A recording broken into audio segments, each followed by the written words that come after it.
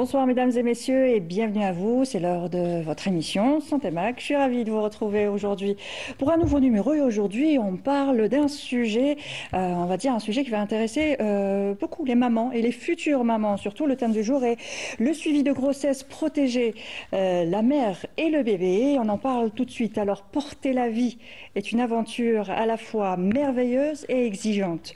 Un bouleversement du corps, de l'esprit et du quotidien aussi. Mais derrière l'image poétique de la maternité, il y a une réalité médicale et humaine qui nécessite attention, rigueur et accompagnement. Le suivi de grossesse ne se limite pas à quelques échographies. C'est une démarche préventive et globale qui permet de sécuriser chaque étape pour la mère et pour l'enfant à venir. Hypertension, diabète gestationnel, déséquilibres hormonaux et nutritionnels, bien gérés, ces risques ne devraient plus être des menaces. Alors, pourquoi ce suivi est-il crucial? Comment éviter les complications et comment accompagner les femmes pour qu'elles vivent une grossesse en toute sérénité? Et pour en parler justement aujourd'hui, j'ai le plaisir de recevoir professeur Kassi Nassima. Bonsoir. Bonsoir. Vous êtes chef de service gynécologie à l'EPH Cuba. Bienvenue à vous. Merci de m'avoir invité pour parler d'un sujet fondamental qui nous concerne toutes et tous, qui est le suivi de grossesse. Exactement. Avec nous aussi, Dr Zitouni Samia. Bonsoir. Bonsoir. Vous êtes maître assistante néphrologue, maître assistante néphrologue à l'EPH transplantation d'organes et de tissus à Blida. Merci d'avoir accepté notre invitation. Merci à vous. Avec nous aussi, Dr Blabdlouahab Fouad. Bonsoir. Bonsoir. Vous êtes spécialiste en médecine interne et nutrition libérale. Merci d'avoir accepté notre invitation. Plaisir de répondre. Alors, comme on parle du suivi de la grossesse, et comme vous l'avez dit, c'est important pour les futures mamans. Qu'est-ce que le suivi prénatal et quels sont ses grands objectifs, professeur? Voilà, oui, tout à fait. C'est un sujet très important. Bon, c'est vrai que comme vous avez commencé l'émission, être enceinte, ce n'est pas que porter une vie. C'est une période très importante qui nécessite de l'attention et un suivi médical très important. Bien sûr, c'est pour ça qu'on est là aujourd'hui pour parler de l'importance du suivi prénatal, qu'il s'agit d'une grossesse normale ou d'une grossesse pathologique, c'est-à-dire une grossesse à haut risque. D'accord. Si on parle de suivi de grossesse, on va dire c'est quoi la définition d'abord du suivi de grossesse? Exactement. C'est un ensemble de consultations médicales, un accompagnement, des conseils que la patiente reçoit durant toute la grossesse. Et bien sûr, dès le début de la grossesse jusqu'à la fin de l'accouchement.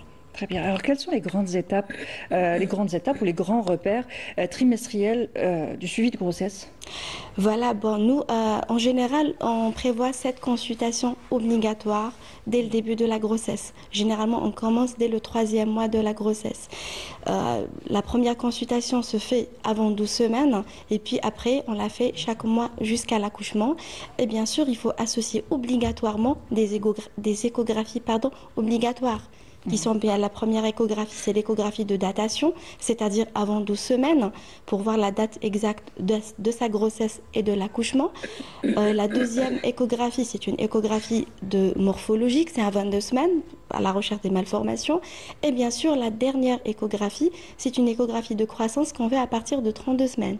Ça, c'est le rythme de surveillance. D'accord. Et pourquoi ces rendez-vous sont-ils incontournables, même pour une grossesse où il n'y a pas de complications, où tout se passe bien? Tout à fait. Voilà, c'est ça l'intérêt du suivi prénatal. Pourquoi nous, on fait ce suivi? C'est pour la détection, pour détecter, prévenir et traiter les complications si elles vont apparaître. C'est ça l'intérêt du suivi prénatal, puisqu'on détecte pas mal de pathologies. Parce qu'il ne faut pas oublier que même si la patiente, elle se porte bien, il y a certaines complications qui évoluent sans symptômes. Exactement. Elle ne peut pas détecter. Et puis, il y a tellement de modifications dans le corps de la femme à ce moment-là qu'on ne peut pas forcément tout ressentir, que tout peut arriver. C'est pour ça qu'il faut un suivi étroit et accompagnement étroit avec son spécialiste. Tout à fait, voilà. De toute façon, ça c'est le rythme que je vous ai dit, c'est un rythme de surveillance d'une grossesse normale. Par contre, il y a certaines grossesses qui nécessitent une surveillance plus stricte et plus, ce qu'on appelle des grossesses à haut risque. Et cela, bien sûr, il est lié à plusieurs facteurs. Le premier facteur, c'est l'âge. Une grossesse moins de 18 ans et plus de 35 ans, c'est pas comme une autre grossesse. Il y a aussi les antécédents obstétricaux. Cette patiente, est-ce qu'elle a accouché par voie normale? Est-ce qu'elle a un antécédent de césarienne? Est-ce qu'elle a un diabète gestationnel? Est-ce qu'elle a un diabète chronique? C'est-à-dire il faut tout voir et éliminer une grossesse à risque. Pourquoi? Parce que son suivi, il est à part. C'est pas comme le suivi d'une grossesse normale. Une grossesse multiple, c'est une grossesse à haut Tout risque à fait, aussi. c'est une grossesse, bien sûr, c'est une grossesse à haut risque. Très bien. Quels sont les signes qui devraient alerter une femme enceinte justement et qui devraient la pousser à consulter rapidement? Ben nous, on ne va pas dire à la patiente quels sont les signes pour elle doit consulter même s'il n'y a pas même s'il y a pas de symptômes. S'il y a quelque chose qui se passe justement, si D'ailleurs, bon, nous, quand on fait le suivi, c'est quoi? On avait dit que c'était un ensemble de consultations et d'examens. On va faire des examens sanguins, urinaires, et bien sûr même le dépistage de certaines pathologies telles que la toxo, la rubéole, le diabète. Et quand on constate une anomalie, là, c'est-à-dire déjà cette patiente, elle va être casée dans la colonne d'une grossesse à haut risque. Bien sûr, on va lui expliquer en cas de vertige, en cas de le bourdonnement d'oreille, on suspecte l'hypertension artérielle, quand il y a des signes de déshydratation, soif intense. C'est-à-dire, on va en cas de fièvre, en cas d'intoxication par exemple alimentaire ou autre, à ce moment-là, si la femme ressent qu'il y a quelque chose qui ne va pas, elle consulte, elle n'attend pas, on va dire... Son rendez-vous. Son rendez-vous, c'est ça. Tout à fait. Très bien. Alors, côté nutrition, il y a pas mal d'idées reçues. La première idée reçue qu'on a par rapport à la grossesse, c'est le fait de manger pour deux. Est-ce qu'on mange pour deux réellement, docteur, ou pas? Effectivement, donc c'est réellement l'idée reçue principale en cas de grossesse. C'est-à-dire que effectivement, il faut manger pour deux, mais en qualité. C'est-à-dire que la femme enceinte doit améliorer la qualité de son alimentation. Et non pas la quantité. Et non pas la quantité. Donc ça, c'est une idée reçue qui est vraiment fréquente dans notre société et franchement, c'est faux. Exactement. Et quelles sont les carences qu'on retrouve le plus chez la femme enceinte? C'est-à-dire qu'en médecine interne, c'est-à-dire en médecine de ville, et non pas en obstétrique ou en gynéco, c'est-à-dire que chaque patient doit consulter, on doit avoir une certaine culture médicale. C'est-à-dire on n'attend pas d'être malade, ou bien une femme ne devrait pas attendre d'être enceinte pour consulter. C'est-à-dire, d'autant plus que si on projette une grossesse, donc il est préférable de consulter soit un gynécologue, soit un médecin généraliste, le médecin de famille, et prévoir toute une panoplie d'examens, un examen clinique déjà, pour rechercher d'éventuelles carences ou bien une pathologie quelconque. Donc on n'attend pas d'être enceinte pour essayer de rechercher les différentes carences qui sont vraiment fréquentes en cas de grossesse. On appelle un rendez-vous préconceptionnel. Exactement. Voilà, oui. ce qui serait l'idéal pour éviter, justement, pallier à ces carences qui pourraient être déjà existantes. Et justement, est-ce que, justement, dans votre pratique, vous avez déjà reçu des patientes qui ont peut-être abusé et qui ont mangé pour deux, voire trois, en cas de... Bien sûr, bien sûr. Voilà, et quelles sont les répercussions, justement? C'est-à-dire que les répercussions, c'est la prise de poids exagérée, c'est l'installation de l'insulinorésistance. Donc, éventuellement, elle peut développer un diabète gestationnel, voire une hypertension artérielle. Donc, on doit, par exemple, vérifier l'état de la thyroïde. Donc, faire un bilan, la moindre des choses, c'est une formule pour rechercher une éventuelle anémie. On sait très bien que c'est l'une des carences les plus fréquentes. Donc, l'anémie, c'est soit dû à un manque de fer ou bien en folate. Si les signes sympathiques sont exagérés, si la femme enceinte a des vomissements incoercibles, on peut avoir des déficits en vitamines du groupe B. Donc, par exemple, si on a un déficit en vitamine B12, on aura un autre type d'anémie. Donc, il y a un accompagnement qui doit se faire. Exactement. Et quels sont les aliments à privilégier justement pour pallier à ces carences? Et est-ce que c'est possible de prendre des compléments alimentaires? Donc, comme vous dites si bien, c'est un complément alimentaire. Donc, il va compléter si l'alimentation n'est pas correcte. Donc, chez une femme enceinte, on se dit bien sûr qu'elle doit manger en qualité pour deux personnes, c'est-à-dire qu'elle doit améliorer son alimentation. Donc, quand on parle d'alimentation, c'est l'alimentation méditerranéenne. Donc, on doit privilégier tout ce qui est légumes, tout ce qui est fruits, les bonnes viandes, les viandes maigres, tout ce qui est bon gras, donc les oméga 3, etc.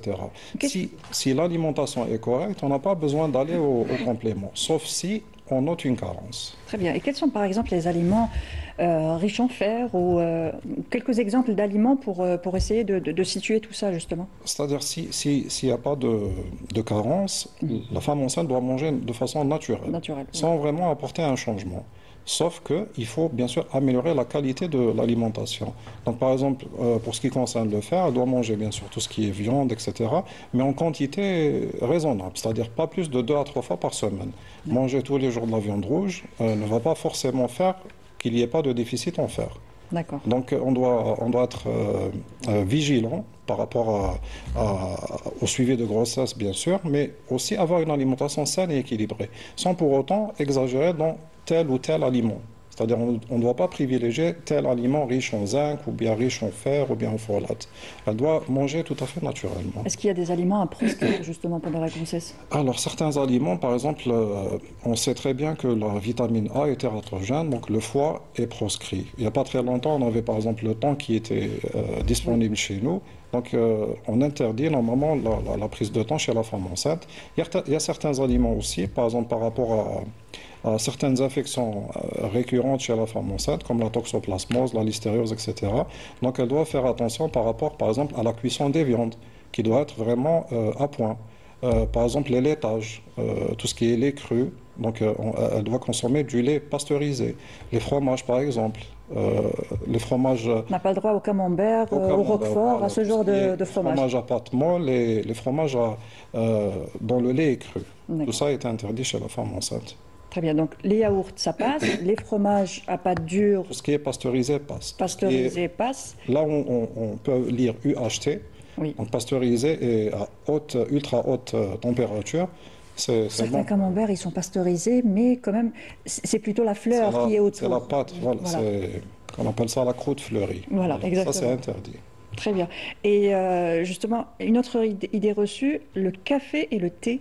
On demande toujours à une femme enceinte, tu devrais diminuer un peu le thé, diminuer un peu le café. Il faut modérer. Donc, pas plus de 2 tasses par jour de café, par exemple. Il faut modérer, effectivement. Et prendre du thé juste après les repas? C'est pas très conseillé. Pas très conseillé non plus. Très bien.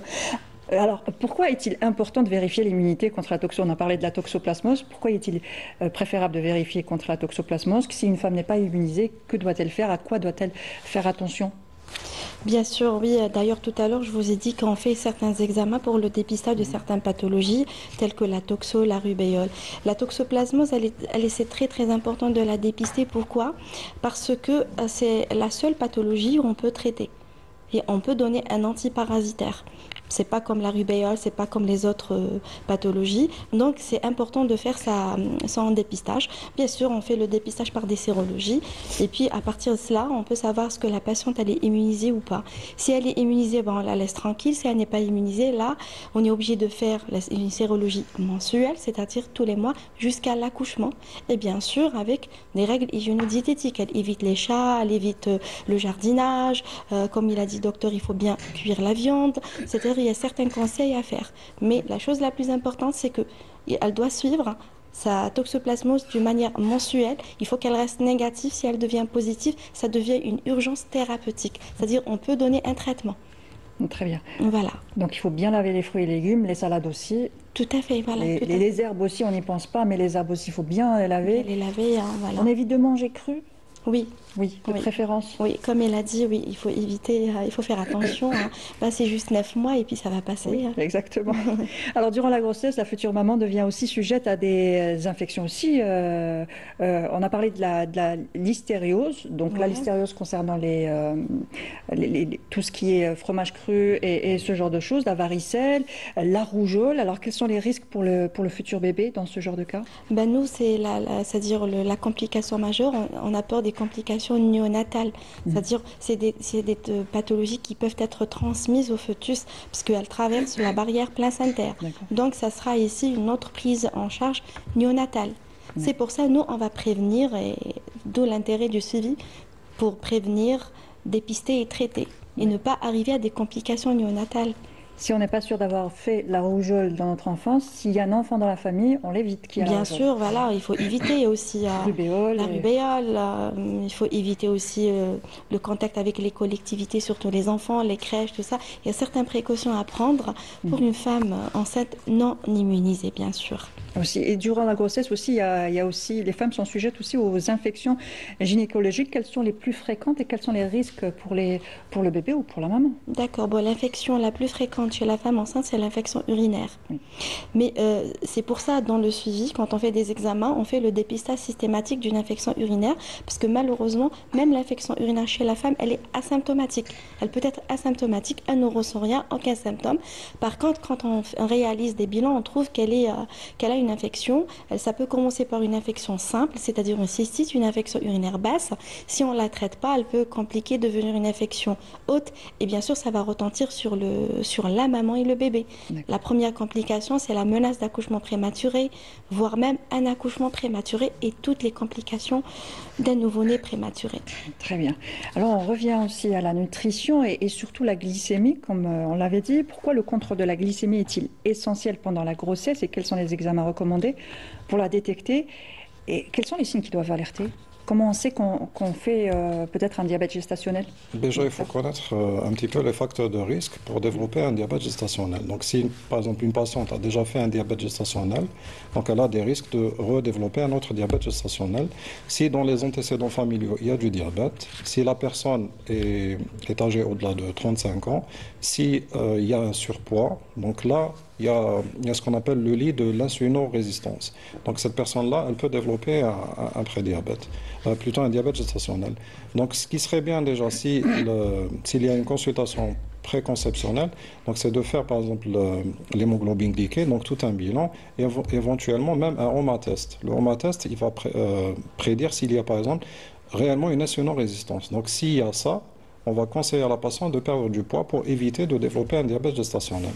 Pour ce qui est des symptômes, donc la plupart du temps c'est asymptomatique, donc il n'y a pas vraiment de symptômes, sauf si la glycémie augmente réellement, et là il peut y avoir certains symptômes, donc par exemple une certaine fatigue, une tendance à avoir soif, donc une polydipsie, une polyurie, la personne va uriner beaucoup, on a tendance à croire que c'est dû à une infection urinaire justement, mais il faut vraiment garder à l'esprit que ça peut être un symptôme du diabète gestationnel. Donc pour le développement d'un diabète gestationnel, c'est c'est entre la 24e et la 28e semaine. Donc il y a un examen qui est fréquemment fait, donc c'est l'HGPO, l'hyperglycémie provoquée. Très agréable. Il n'est pas du tout agréable, surtout si la femme présente des signes sympathiques, vomissements, etc. Donc si le résultat est positif, là elle est déclarée diabétique, et là, il y a toute une prise en charge. Alors, est-ce qu'on peut rappeler ce que c'est que justement le HGPO? L'hyperglycémie provoquée par voie orale. Comment ça se passe? C'est boire du sucre, tout voilà. simplement. Boire de sucre en les 10 minutes. Une grande quantité. Et voilà. Là, c'est une grande quantité. Pas toujours évident. Alors, quels sont les risques fétaux liés au diabète gestationnel, docteur? Professeur. Oui, d'accord, pas de souci. Bien sûr, il y a des complications qui sont liées au diabète. C'est pour ça le diabète gestationnel, il faut le dépister. D'abord, il faut faire un dépistage pas prénatal, préconceptionnel, pour savoir est-ce qu'on peut autoriser ou pas une grossesse. Maintenant, si la grossesse est là, il faut dépister systématiquement le diabète. Malheureusement que le diabète chez la femme enceinte, il est asymptomatique parce qu'on ne peut pas savoir si elle a une polyurie. Nous, on a l'augmentation du fœtus, du bébé, qui va comprimer la vessie. Alors, elle a la polyurie qui est qui est déjà présente, d'où l'intérêt de faire le dépistage systématique chez toute femme enceinte. D'accord. Et puis maintenant, quand le diabète est là, il faut faire, c'est une grossesse à haut risque, donc c'est une surveillance à part, d'accord, qui peut même nécessiter une hospitalisation pour une surveillance rapprochée. On explique à la patiente quels sont les objectifs glycémiques. On va lui dire que la matinée, il faut qu'elle trouve sa glycémie inférieure à 0,95 et 2 heures après les repas, il faut qu'elle soit inférieure à 1,20. Si ces objectifs ne sont pas atteints, là, on est obligé de passer à l'insulinothérapie. L'insulinothérapie, malheureusement, on est obligé de l'utiliser pour équilibrer son diabète, mais elle a aussi son côté négatif sur le bébé qui retarde la maturation pulmonaire. Donc, nous, toujours, on essaye par un régime, si ça donne à l'atteinte ces objectifs, on évite l'insulinothérapie. Il y a certaines femmes qui répondent très très bien au régime. Et quelles sont les complications du diabète gestationnel pour répondre à votre question? La première complication, c'est la macrosomie fœtale. La macrosomie fœtale, elle a plusieurs complications. La première complication, c'est de complications obstétricales. On peut indiquer une césarienne chez une femme. Vous imaginez une femme, la première grossesse, elle a une macrosomie manifeste. Là, on ne peut pas la faire accoucher par voie naturelle. On est obligé de faire une cicatrice indélébile qui est la césarienne. Et ici, ça va devenir un utérus cicatriciel. Et l'accouchement aussi, si on accepte par voie basse, il y a certaines complications telles que la dystocie des épaules. C'est-à-dire, il y a des complications maternelle et fœtale. Et bien sûr, il y a le risque de développer un diabète chez le bébé. Aussi. Bien sûr, voilà, le risque il est multiplié fois 3,5. Aussi, nous, on ne parle pas du diabète gestationnel jusqu'à ce que la femme accouche 3 mois après en contrôle. Et puis là, on peut basculer la définition du diabète gestationnel au diabète chronique. Maintenant, les nouvelles définitions, on parle de diabète gestationnel même en postpartum. S'il y a une disparition, c'est un diabète gestationnel. S'il y a une persistance, c'est un diabète chronique. Très bien. Voilà. Je voulais juste que vous donniez la définition de macrosomie fœtale. Qu'est-ce qu'on veut dire par là pour que le téléspectateur... Macrosomie, c'est-à-dire c'est un poids fœtal qui est supérieur généralement c'est le poids estimé, bien sûr. On ne peut pas peser le bébé, ce qu'on appelle une estimation échographique fœtale, généralement à partir de 4 kg 100. On a des biométries, on calcule, on a des logiciels et ça va nous donner une estimation du poids fœtal, généralement à partir de 4 kg 100. Mais attention, d'abord, si la patiente n'a pas une cicatrice, s'il y a une cicatrice, autre antécédent, par exemple diabète et HTA, c'est autre chose. Notre conduite obstétricale change, mais l'essentiel, la définition de la macrosomie, c'est l'augmentation des biométries fœtales avec estimation du poids fœtal qui est à 4 kg 100. D'accord, très bien. Alors, quel conseil justement nutritionnel aux femmes qui justement souffrent de diabète gestationnel et pour éviter peut-être la macrosomie aussi fœtale? Donc, je reviens toujours à la prévention. Donc, c'est primordial. Donc, s'il y a des facteurs de risque de développer un diabète gestationnel, il faut agir en pré-conception.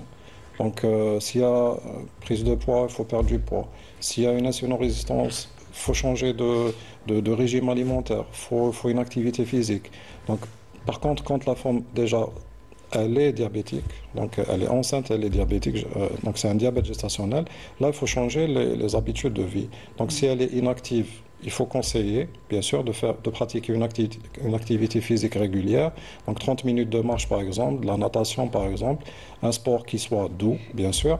Et pour ce qui est de tout ce qui est alimentaire, c'est de changer un petit peu les habitudes. Donc là, la surveillance, elle doit être stricte. Donc on doit voir la glycémie en préprandial et en postprandial, donc 2 heures après le repas. Comme a dit Madame la professeure, donc on doit être strict avec les chiffres.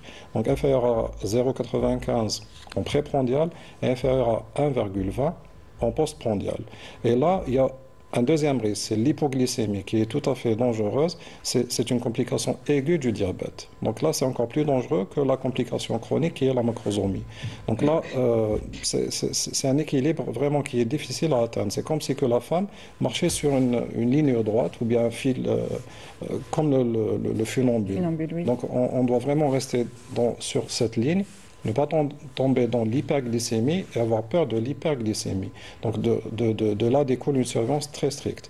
Si le régime marche, tant mieux pour la patiente. Si on passe à l'insulinothérapie, là, il y a d'autres risques, comme a dit Madame la professeure. Très bien. C'est pas évident, franchement, c'est pas évident. Par exemple, pour une femme enceinte qui mange beaucoup de fruits, est-ce que les fruits sont déconseillés quand on fait un diabète gestationnel? Parce qu'on se dit c'est naturel, c'est des fruits, il n'y a pas de mal à manger des fruits, mais c'est quand même sucré. Et puis on ne peut pas manger un fruit ou deux, ou voire plus quand on est enceinte? C'est-à-dire que le repas doit être un repas santé. C'est-à-dire, je parle toujours d'assiette santé, c'est une assiette qui est composée de 50% de légumes. Et on va privilégier les légumes qui ont un indice glycémique bas. On va introduire environ 25% de protéines, parce que la femme enceinte a besoin de ça. Elle a besoin de 70 grammes, par exemple, de protéines par jour. Et les féculents doivent changer. Les féculents doivent être complets. Donc des graines entières. On peut remplacer, par exemple, tout ce qui est pain par du pain vraiment complet. On peut remplacer, par exemple, le riz blanc par le riz basmati, et ainsi de suite. Il y a un changement à faire. Et on doit privilégier tout ce qui est indice glycémique bas. Pour le fruit, on doit le laisser en fin de repas. C'est-à-dire on commence d'abord par une bonne salade. Comme ça, on commence par des fibres. Les fibres auront tendance à tapisser l'estomac, donc il n'y aura pas le pic glycémique. Donc on n'aura pas l'hyperglycémie postprandiale. Donc on commence d'abord par une bonne salade, toujours des légumes. Après, un repas mixte, c'est-à-dire qui contient des protéines, des lipides et un petit peu de glucides. Et à la fin, on peut finir par Un Un fruit. fruit. Un seul fruit. Et de préférence, un fruit qui n'est pas trop sucré. Actuellement, par exemple, on a de la pomme verte. La pomme verte, elle a un indice glycémique qui est Qui très est bas. bon. Si on prend par exemple l'exemple d'une nectarine, si on prend une nectarine mûre, l'indice glycémique va C'est élevé. augmenter. Donc il y a des petites astuces comme ça Qu'on qu'on peut peut suivre. appliquer, voilà, qu'on peut suivre. Alors, autre que la glycémie, c'est le dépistage de l'hypertension.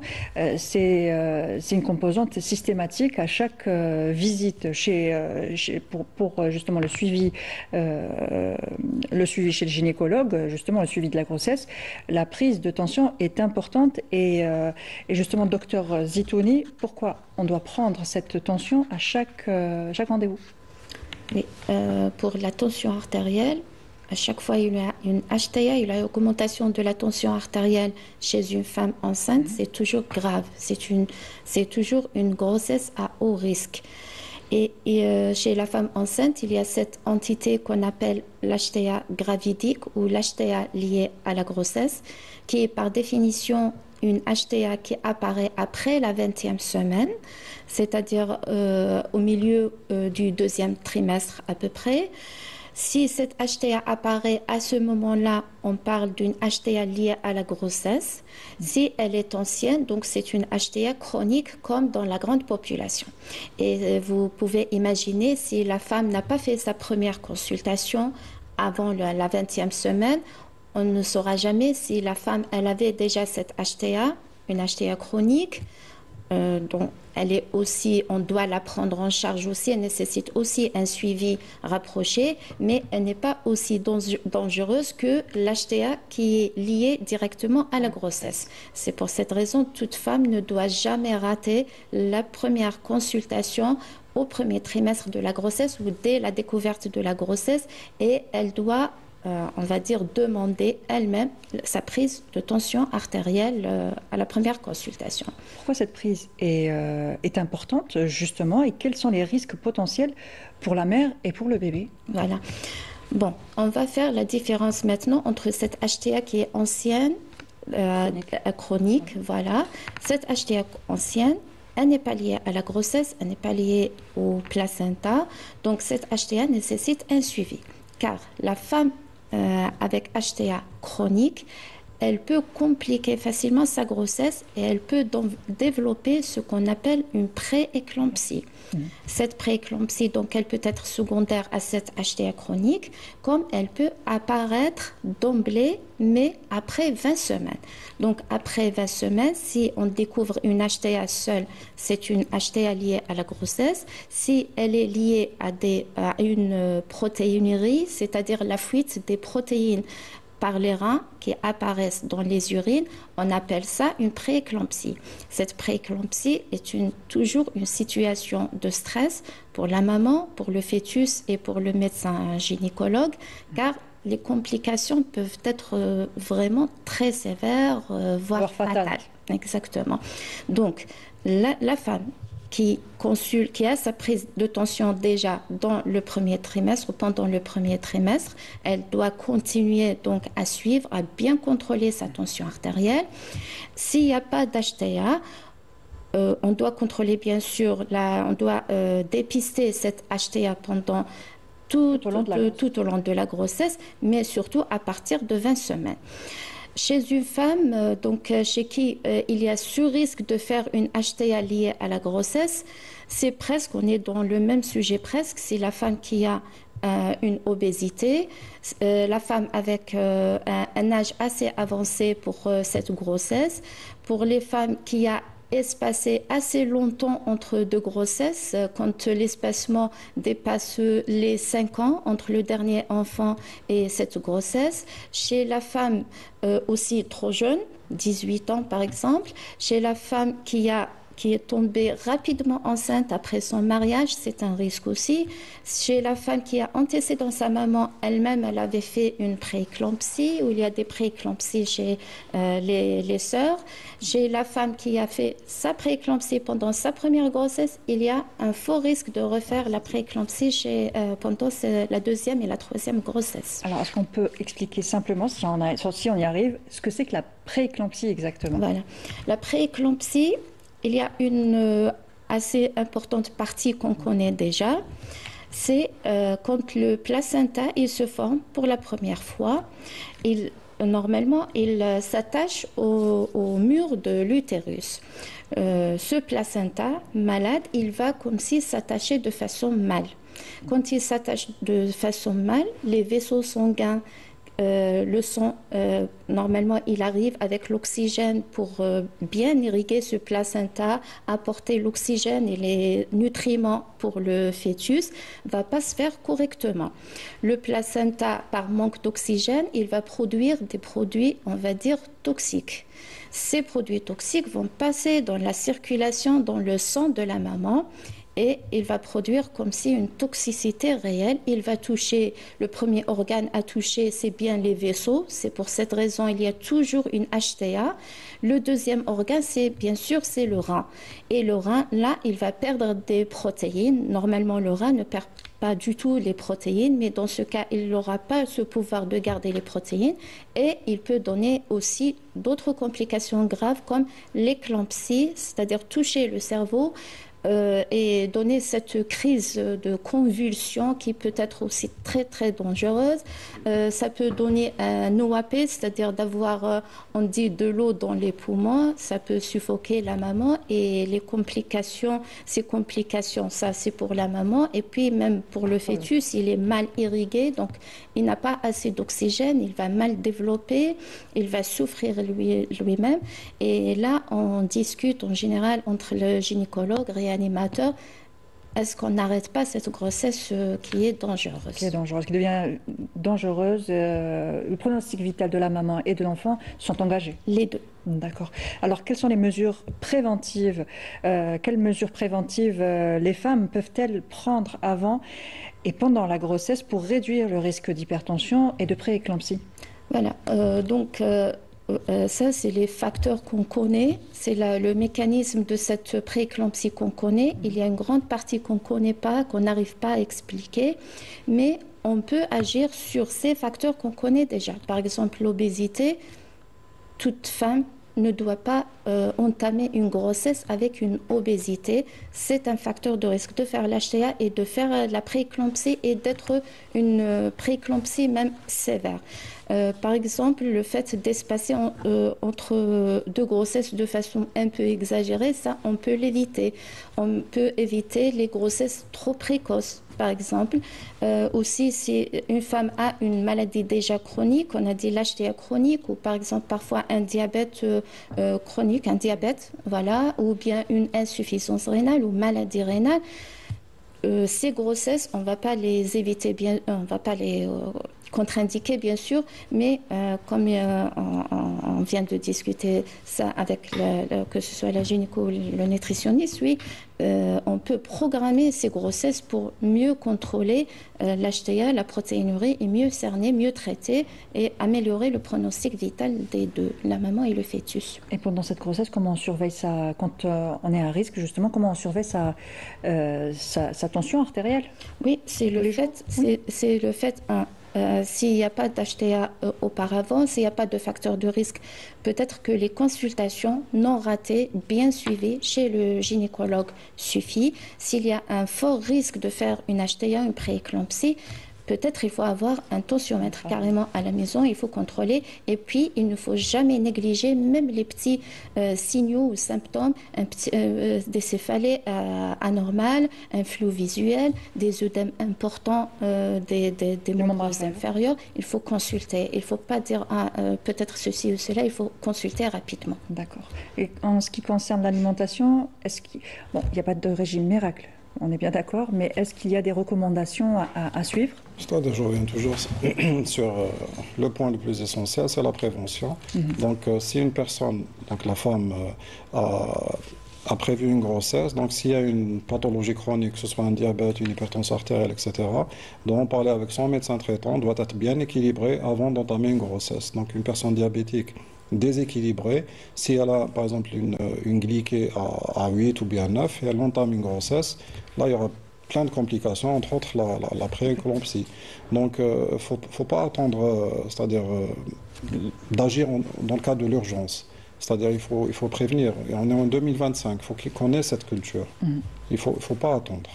Très bien. Alors, quels sont les signes d'alerte de la prééclampsie ou de l'éclampsie aussi?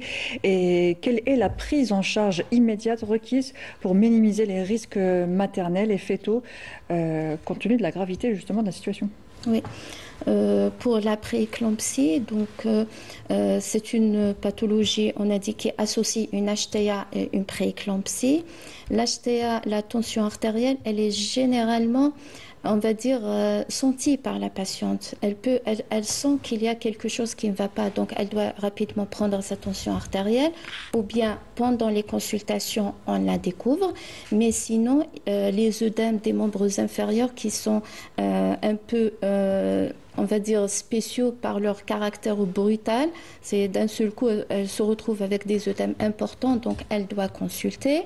Et puis, là, elle doit consulter. Et après, on ne dit pas qu'il y a forcément une hospitalisation. Parfois, on a une légère prééclampsie. Elle est gérée facilement par nos confrères, les gynécologues, à titre externe. Pour l'éclampsie, malheureusement, l'éclampsie elle-même, c'est une crise convulsive. C'est un trouble de conscience. Et là, bien sûr, le départ, j'allais dire, à l'hôpital rapidement, il est incontournable et on doit rapidement contrôler cette tension artérielle. C'est le premier risque, c'est de déséquilibrer fortement la tension artérielle. Donc, on doit traiter rapidement. Parfois, on utilise même des perfusions dans la veine et même pas des médicaments péroses par voie orale. Donc, on doit rapidement contrôler cette tension artérielle. Et puis, on va voir d'autres complications. Est-ce qu'il y a ou il n'y a pas? Il y a l'atteinte du foie qui peut être aussi fatale. On voit est-ce que le rein marche ou bien elle a développé une insuffisance rénale et toutes ces complications doivent être prises en charge.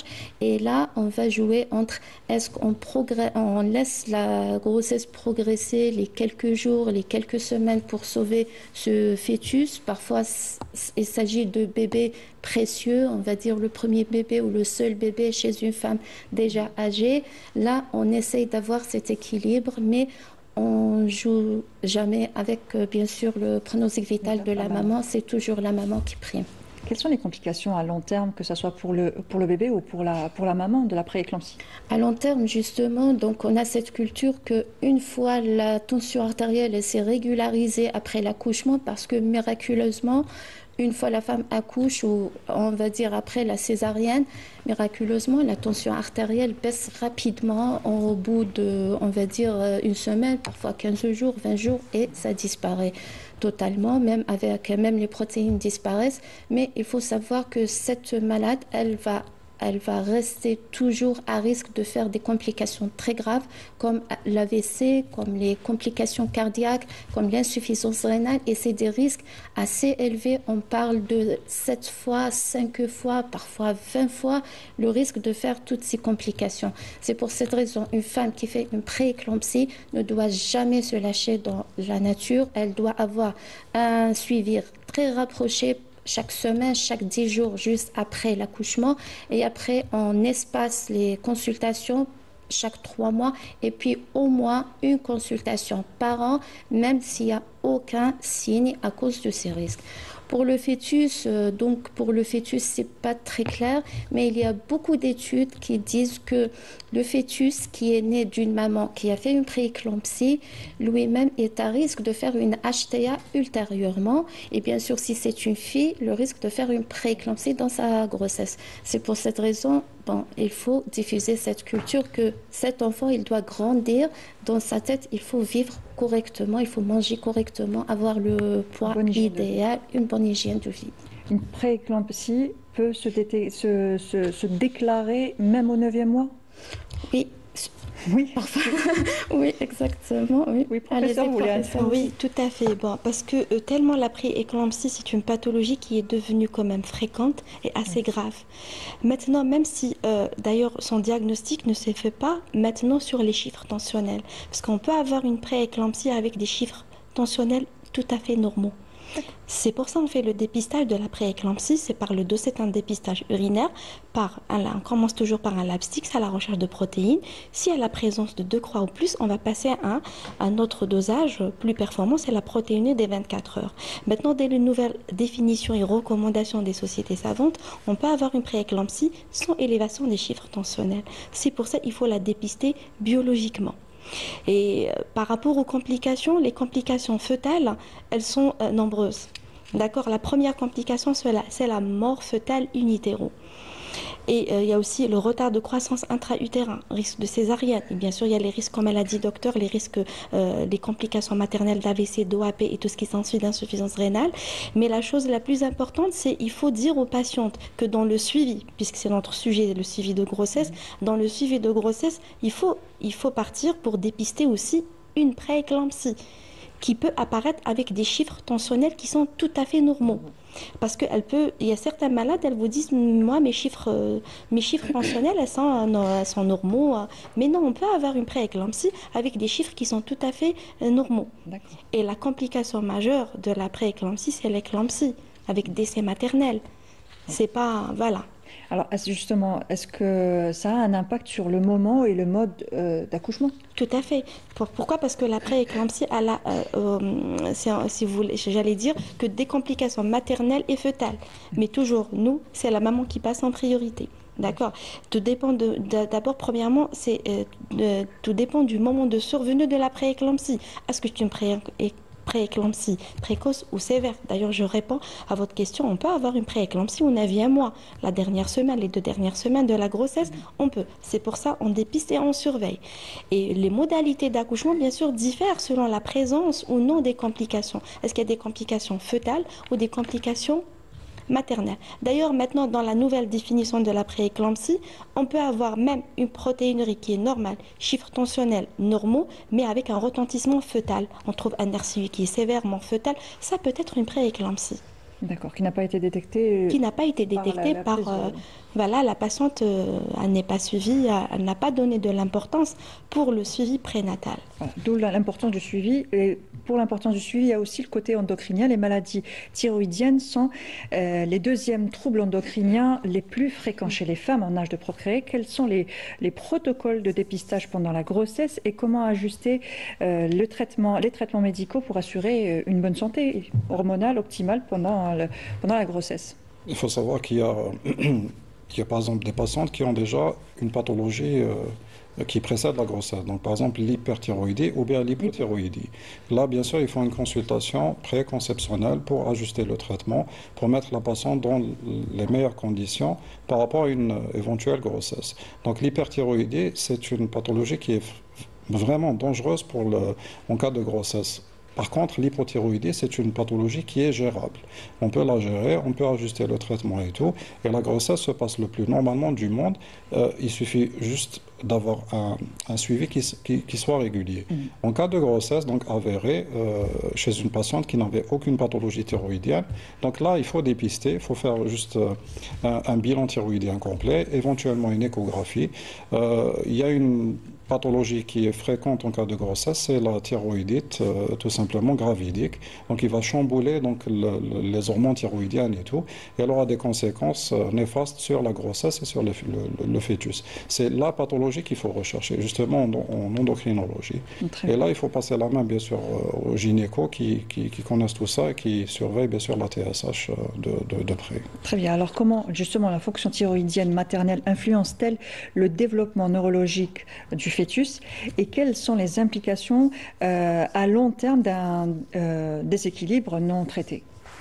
Bien sûr, comme il a dit docteur, nous, la pathologie, la hantise de la dysthyroïdie, surtout, c'est l'hypothyroïdie. Parce qu'on peut avoir une hypothyroïdie néonatale. Comme vous le savez, que les hormones thyroïdiennes, elles sont très, très importantes pour le développement neurologique de l'enfant. Et voilà, entre guillemets, maintenant, le ministère de la Santé a établi un projet de dépistage d'hypothyroïdie néonatale systématique. Maintenant, on fait le dépistage systématiquement chez tous les nouveau-nés entre J3 et J5 du postpartum. Déjà, ça, c'est bien. Mais revenons à la question, comment prendre en charge une patiente qui présente une hypothyroïdie? Bien sûr, dans le bilan prénatale, on demande toujours la TSH pour voir est-ce que c'est une TSH normale ou pas, et on a des objectifs. Généralement, la TSH au premier trimestre, selon la société ATA américaine de la thyroïde, les recommandations de 2023-2024, au premier trimestre, c'est entre 0,1 et 2,5, deuxième trimestre 0,2, 3, et troisième trimestre entre 0,3 et 3,5.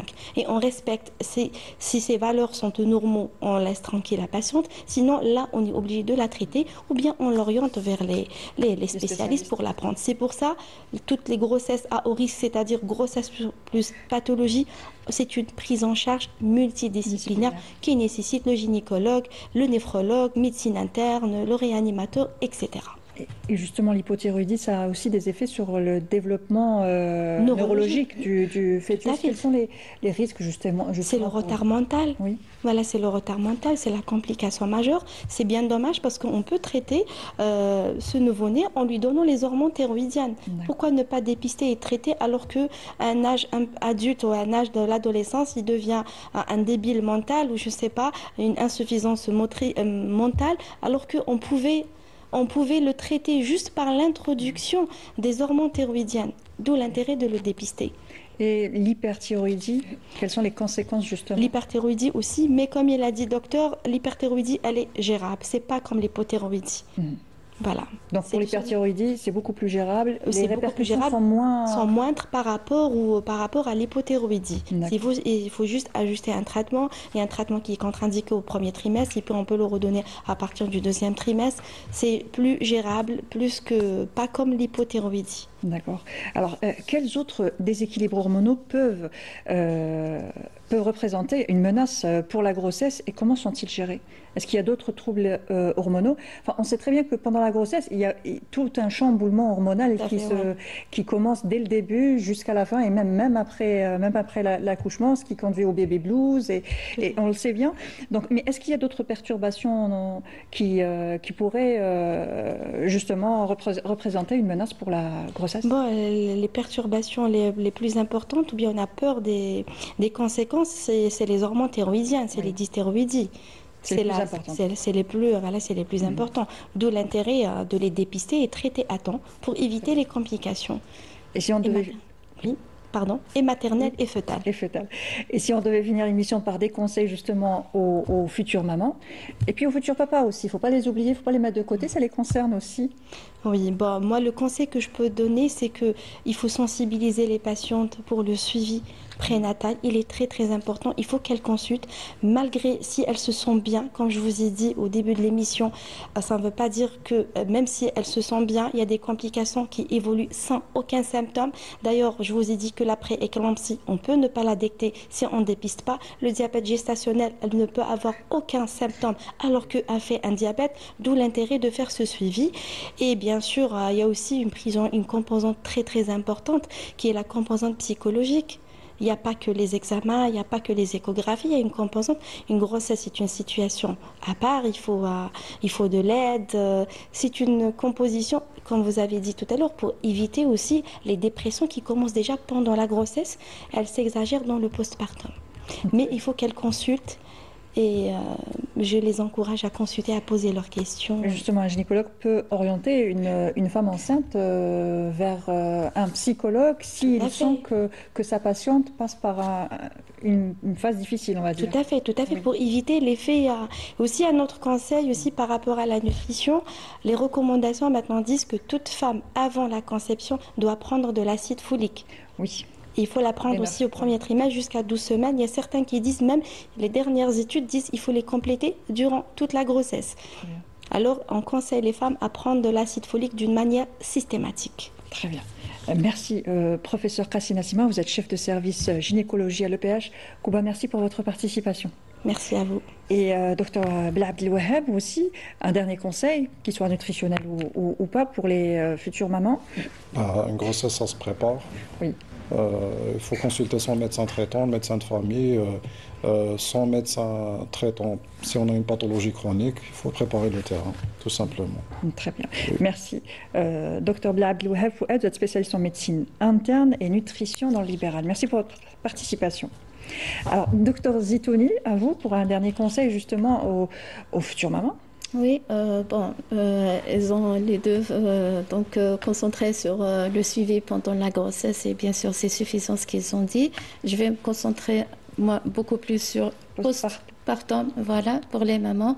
Je sais après être passé par un événement très anxieux, une maladie qui est très grave. Après l'accouchement, c'est le soulagement. Elle a son bébé entre ses mains. Donc, mais il ne faut pas s'oublier. Donc, sa santé toujours prime pour qu'elle puisse prendre en charge ce beau bébé qui est venu après un événement aussi dangereux. Donc, il ne faut jamais s'oublier. Il faut continuer les consultations et le suivi. Merci docteur Zitouni Samia. Vous êtes maître assistante néphrologue à l'EPH, transplantation d'organes et de tissus à Blida. Merci pour votre participation. Merci à vous de nous avoir suivis jusque-là aussi. Je vous souhaite une bonne continuation avec le reste des programmes de la chaîne. Au revoir.